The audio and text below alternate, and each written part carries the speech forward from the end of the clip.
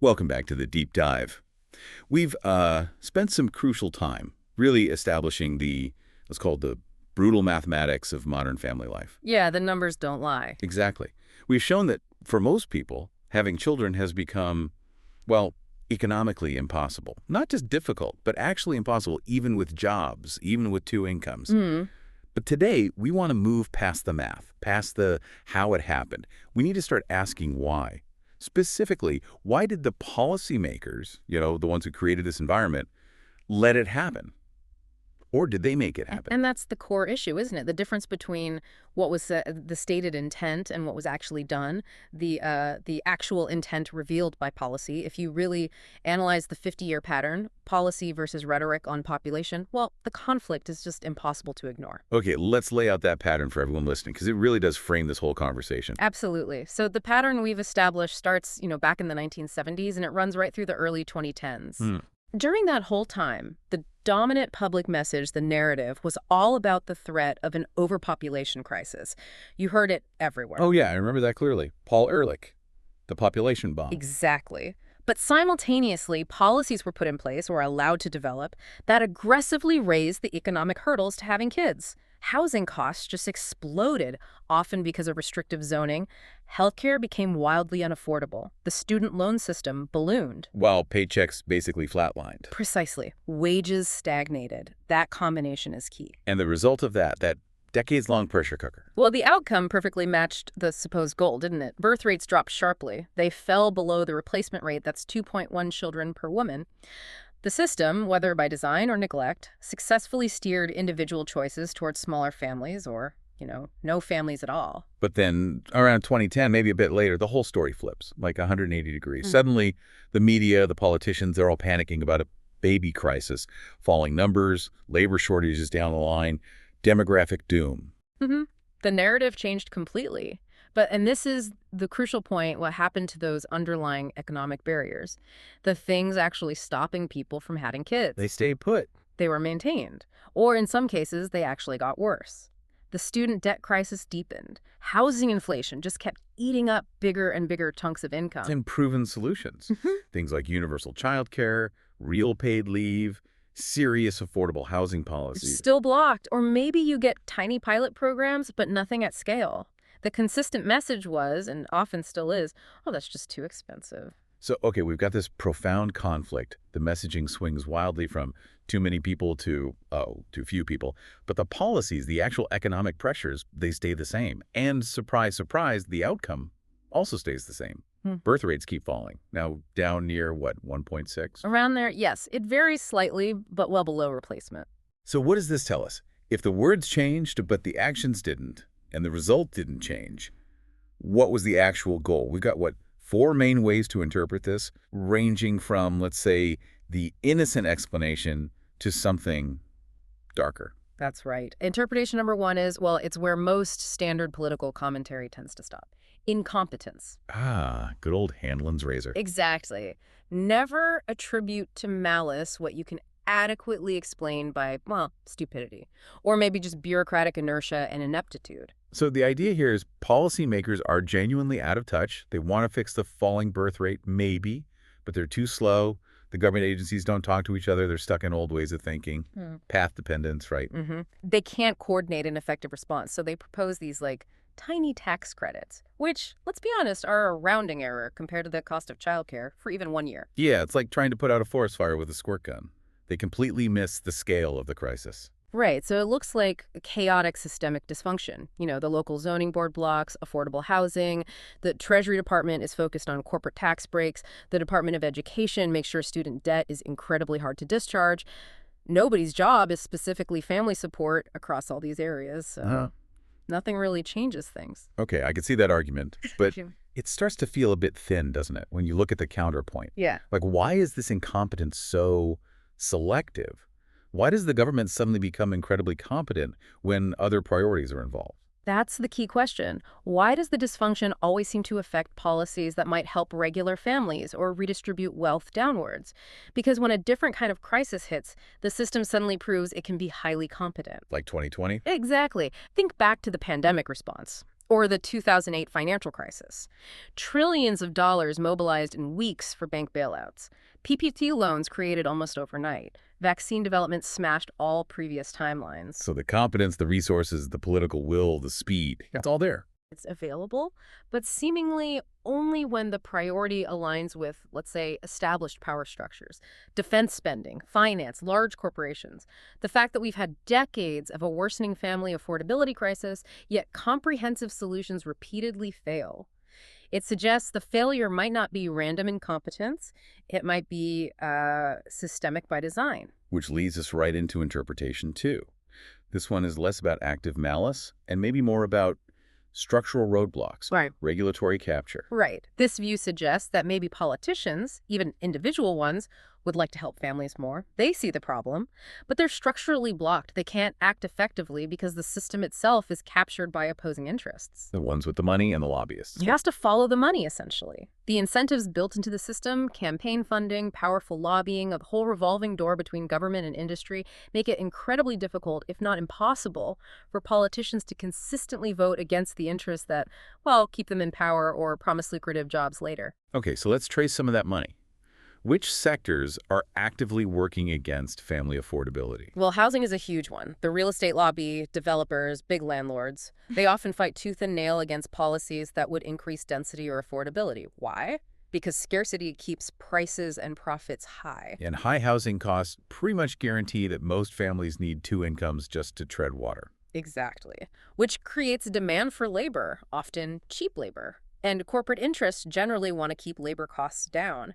That's why you see powerful lobbying against things like universal child care subsidies, comprehensive paid family leave, significant minimum wage increases. These things would empower workers, give them options, potentially drive up wages. And then you have healthcare and education, the other massive costs. Absolutely critical. Healthcare is heavily influenced, you could say, captured by the insurance giants and pharmaceutical companies.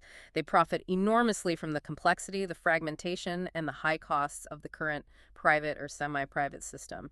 Universal care models are fought intensely. And education. The student loan industry, along with universities that have become dependent on federally backed loans to justify soaring tuition. They have a massive interest in keeping student debt plentiful and difficult to escape. It locks people into decades of payments, reducing their capacity for other investments, like children. So under this interpretation, it's not necessarily a secret cabal wanting fewer babies. It's more like a collection of powerful, self-interested industries whose goals just happen to align in a way that makes having children crushingly expensive. Precisely. It's rational actors responding to the primary incentives within the system: profit, market share, political influence. The resulting population decline is almost a secondary effect, even if it's a predictable one. Okay, that explains why the obvious solutions don't get implemented, but let's push into the really uncomfortable territory now. Interpretation 3, intentional decline. What if this isn't an accident or just capture? What if population decline is, in fact, the actual desired goal, and all the baby crisis talk is just performance, theater to distract us? This is definitely the darkest interpretation, but it gains credibility when you focus on the sheer consistency of the pattern we discussed. Remember, the economic barriers were made worse during the supposed overpopulation era, and then they were maintained or worsened during the supposed baby crisis era. The constant factor is the pressure leading to decline. The constant factor is the outcome: decline. This interpretation suggests the underlying goal never actually changed, only the public relations strategy did. And the strongest argument here, the one the source material really digs into, connects this directly to automation and future national security thinking. Yes. This is a major point. The argument goes, if the long-term strategic plan involves automated national security, think AI-driven defense systems, drone warfare becoming primary, maybe even robotic soldiers down the line, then a huge, expensive, potentially unruly human population stops being an asset. It becomes a liability. It potentially becomes a liability. A smaller population is, frankly, easier to manage. Think about surveillance, social control. Governing 100 million people is logistically simpler than governing 330 million, especially in a future where mass human labor isn't the main engine of the economy or the military. And robot enforcers. No, they don't have second thoughts. They follow orders perfectly. There's no risk of conscience, no mutiny, no political organizing among the ranks. You can maintain defense capabilities, perhaps even enhance them, without needing mass conscription or worrying about public opinion on casualties. Which leads to this chilling concept the source mentions, the genius of natural decline. Why is making it economically impossible so effective from this perspective? Because it completely avoids the historical baggage and condemnation associated with, say, forced sterilization programs or explicit one-child policies like China's. You don't need overt coercion. You just structure the economy so that having children becomes an incredibly difficult, often irrational, individual economic choice. The system makes the math impossible for the average person. Right. Every decision a young couple faces, can we afford a house? Can we handle childcare costs? Can we pay off student loans and save for a child's future? Pushes them away from reproduction. They choose to have fewer or no children based on their perceived economic reality. So the market does the work. No government agency has to issue a harsh decree. Exactly. It looks natural. It looks like millions of individual choices driven by personal circumstances. It sidesteps accusations of social engineering or worse, even if the outcome is precisely what a planner might desire. And you can see the hint of this intentionality, the source argues, by looking at where the big money is going. The investment patterns are stark, aren't they? We see absolutely massive spending, hundreds of billions, trillions over time poured into Pentagon AI research, robotics, drone warfare development, advanced surveillance tech. The funding is clearly there for building that automated future. But ask for universal pre-K, or affordable housing initiatives, or serious student debt relief. Suddenly the answer is always, we can't afford it. The deficit, where will the money come from? The contrast in priorities revealed by actual spending is telling. So this interpretation suggests the current impossible math for families. The homelessness crisis, even among working people, the crushing debt, kids becoming a luxury good. It actually makes a kind of cold strategic sense if the long-term goal is a smaller, more manageable population for an automated age. Maybe aiming for, say, 250 million people by 2050 or 2060. That's the trajectory this interpretation points towards, a brutal, zero-sum calculation about the future. Okay, let's pause there. That's a very bleak outlook. Let's bring in interpretation for the hopeful framework. Is there a more optimistic way to see this? This view suggests the pain we're feeling is real, absolutely, but maybe it's a transitional phase, a really chaotic, brutal transition between the old economy based on human labor and a potential future of, well, maybe automation-driven abundance. Right. This is the idea that the very technology causing the disruption, automation, displacing jobs also holds the key to immense wealth creation. If, and it's a big if, we manage this transition politically and culturally, this incredibly difficult period could actually be the birth pangs of a radically different, maybe better society. But that requires getting that wealth from the automation back to the people. Right? Yeah. Otherwise, it just concentrates further. The source talks about universal basic income, UBI, and universal services funded by taxes on automation itself. Yes, the automation tax is presented as a crucial mechanism. The idea is simple. Tax the replacement of capital for labor. Every time a company swaps a human salary for a robot subscription or AI software or an automated process, a portion of that efficiency gain is taxed. And that revenue stream grows as automation accelerates. Exactly. It could potentially become enormous. And that's what funds the UBI and expanded services. The source sketches out a kind of potential timeline for this humane transition. Okay, walk us through that. Phase one, say 2025 to 2030. The forced automation wave really starts to bite. Right. Job losses mount, political pressure builds, and you start seeing serious UBI pilots. Maybe $500, $1,000 a month in some places, testing the waters. Then phase two, maybe 2030 to 2035, the economic displacement gets worse. It becomes undeniable, a crisis. This forces the implementation of a more permanent, maybe emergency UBI, perhaps $1,000 a month nationally, funded explicitly by those initial automation taxes. And as automation keeps boosting productivity into the 2040s. UBI could potentially increase further, maybe to $2,000 a month or more in today's dollars. And crucially, things like universal health care and universal child care stop being debated as handouts and start being seen as economic necessities. They support the population during this huge shift. But there's a catch, isn't there? It's not just about the money. No, absolutely not. There has to be a massive cultural shift alongside the economic one. Our society is so deeply wired to define human worth through work, through a job. That has to change. People need the freedom and the cultural permission to find meaning, purpose, and value outside of traditional employment. So though the end game, maybe phase 5, 2055 onwards, the source calls it post-scarcity elite? Yeah, LEAP is an important qualifier. It doesn't mean everyone gets a private jet. It means the basics, essential food, clean water, shelter, energy, healthcare, basic communication, information are effectively decommodified.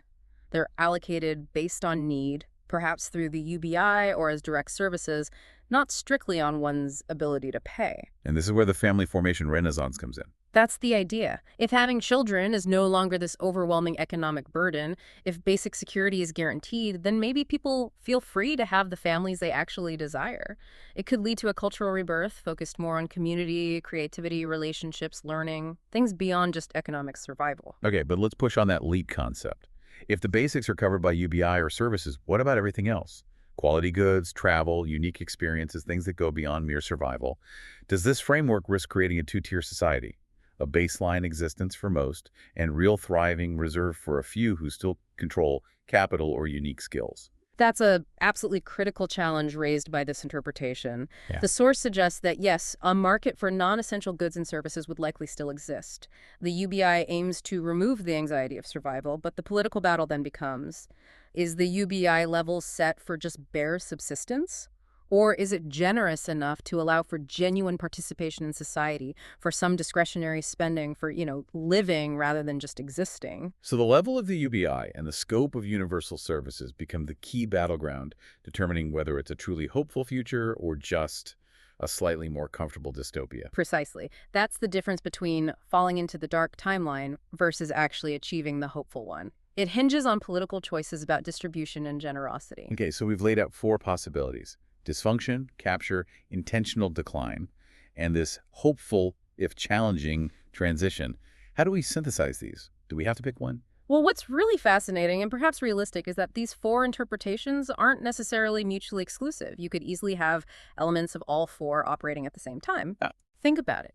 You can have genuine government dysfunction and bureaucratic silos, incompetence, making things worse.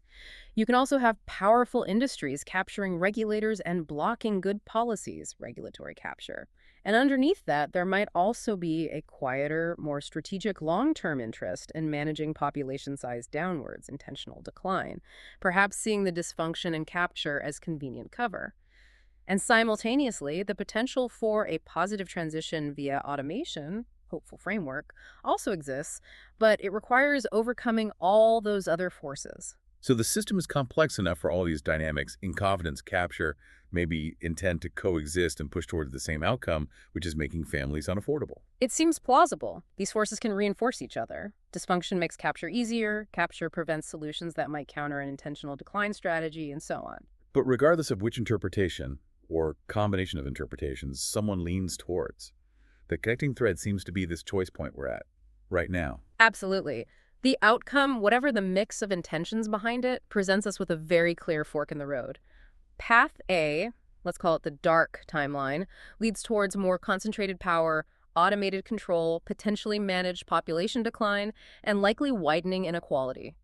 Path B, the hopeful timeline, requires actively choosing shared prosperity, building universal services, taxing automation fairly, and navigating this transition humanely. And the urgency comes from the fact that we're right at the beginning of this major automation wave. Like 2025 is often cited as a starting point. Exactly. We are in the transition now. The decisions being made or not made in the next 5 to 10 years, literally right now, are likely to set the trajectory. They will determine whether we consciously steer towards path B or just drift probably downwards into path A. So the actionable takeaway for you listening, it seems pretty consistent regardless of which why resonates most with you. I think so. Whether you believe it's primarily incompetence or capture or something more deliberate, the action required is largely the same. You have to demand fundamental structural reform. Don't accept the gaslighting. Refuse the narrative that blames individuals. Young people are too selfish. They don't want kids.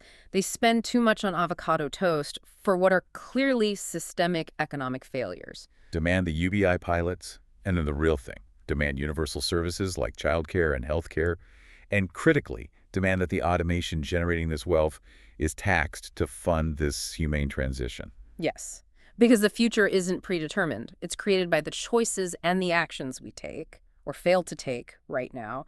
Shifting from path A to path B requires collective pressure and political will.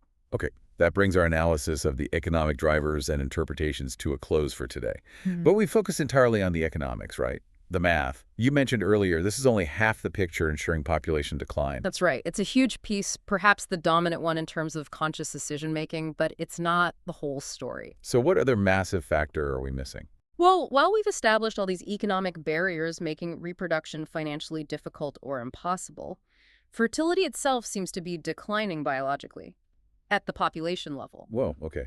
What are we talking about here? We're talking about things like the widely reported significant drops in average sperm counts in men. Some studies show declines of 50% or more since the 1970s in many Western countries.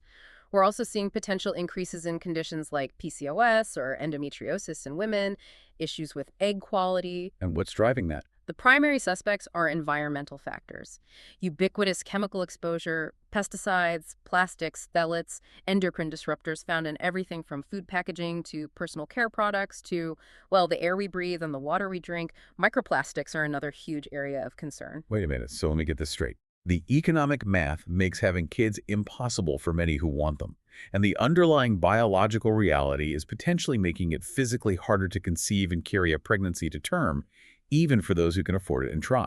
That appears to be the converging reality. You have powerful economic barriers pushing against family formation, and you have potentially widespread biological barriers working in the same direction. Together, they create a powerful pincer movement ensuring, well, guaranteeing population decline, unless something changes dramatically on both fronts. Economic barriers plus biological barriers equals guaranteed decline. It certainly points that way. And this raises maybe the deepest and most uncomfortable question of all, one that bridges today's economic discussion with this biological reality. Is this widespread biological weakening purely accidental, a tragic, unforeseen consequence of industrialization and chemical use? Or does it potentially align, even accidentally, with that darker pattern of intentional managed decline we explored under Interpretation 3? That's a profoundly disturbing question. The idea that the environment itself might be contributing to the same outcome the economic policies achieve. It deepens the picture considerably, doesn't it? Yeah. Okay, so that feels like where we need to go next. The connection between the economic math, the automation timeline we discussed, and this biological challenge, maybe even touching on what some call the toxic divide. The idea that perhaps the elite find ways to shield themselves from these environmental exposures more effectively than the general population. Exploring how those patterns connect the economic, the technological, and the biological environmental, that's the next deep dive. The picture becomes much clearer and maybe more unsettling when you see how these trends might be interwoven. Right. Lots to think about there. Thanks for exploring these often uncomfortable interpretations with us today. We'll pick up on the biological side next time.